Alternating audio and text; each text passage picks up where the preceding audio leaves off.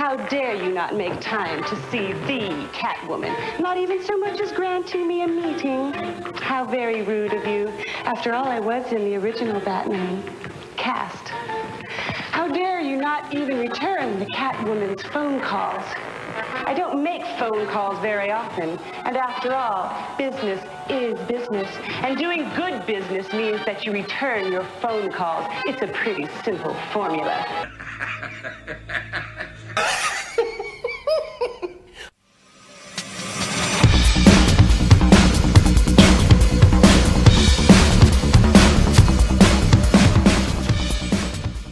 Getting into the Batman movie, Zoe Kravitz, she's playing Catwoman in the movie.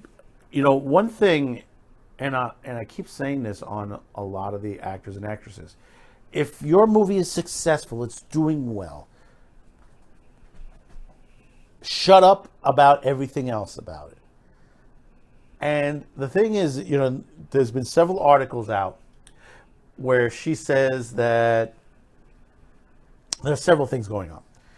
The fetishization or stereotyping of Catwoman, to basically that, and she's either denying, retracting, re-retracting, double 360 retracting, saying that years ago she went over to Christopher Nolan to basically to be Batwoman. I mean, excuse me, not Batwoman. Excuse me, Catwoman in the the third movie, I believe, on there, which was done with Anne Hathaway. And she was saying, well, he didn't pick me because it was racial and this, and that. That, you know, they didn't want a black Catwoman. Zoe, you're the third black Catwoman in the entire movie history. Well, TV and movie history. And see, this is what I say, because they think every one of these Hollywood elites think they never has broken the glass ceiling to the whole situation. That they're the first. Everybody's the first to the tune of this nature. But you got to remember, we had Eartha Kitt in the 60s. In 2004, we had Halle Berry. That was a hot outfit. I'll tell you that. The movie wasn't that great, but Jesus, Halle Berry's such a gorgeous woman. And then now there's you, Zoe. And the thing about it is, you have to remember, many women have wanted to be Catwoman. You got the chance out of many other women who wanted this role. Be happy that you got it in this turn, because there are other people who went nuts trying to get it. If you saw a little bit of the beginning of the opening segment, I'm going to give you the next part of it. How dare you treat the Catwoman so badly? Have I ever been anything except professional with you? Have I badmouthed you? Did I show up late for rehearsals or something? I even jumped up on a horse I was scared to death of because you asked me to. And when I had an accident and fractured my shoulder from falling off that horse, you didn't even send me a get well message. Seems to me old Timmy takes himself pretty seriously now. So I'm going to do you a favor and help you check into reality for a minute. You see, you really do have a wonderful life.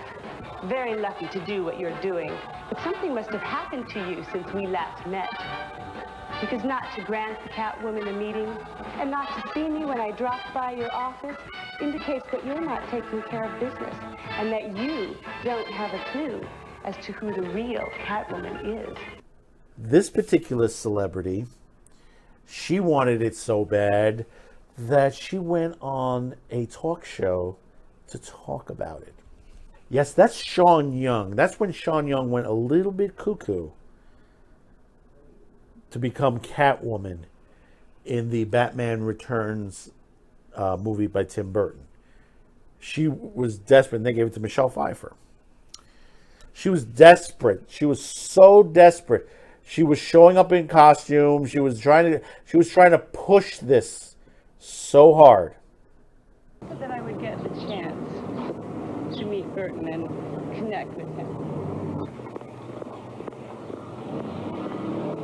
I think it means that they know. I mean, clearly Mark Hansen and Michael will know what I'm talking about, you know, and the person-to-person experience of it, and the intensity of the passion I show to get on a plane, you know.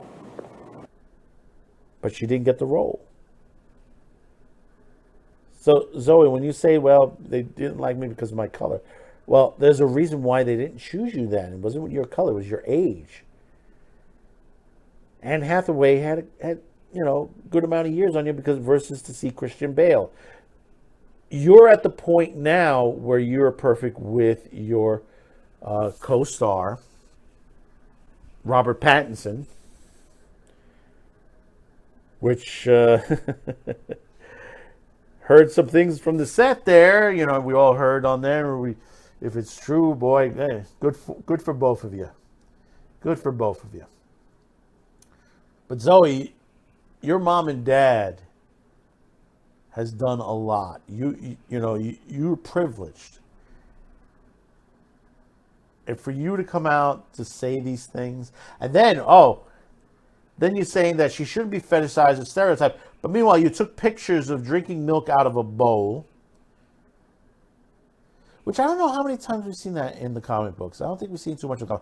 I know with the Michelle Pfeiffer and one other thing, we've seen that kind of a situation.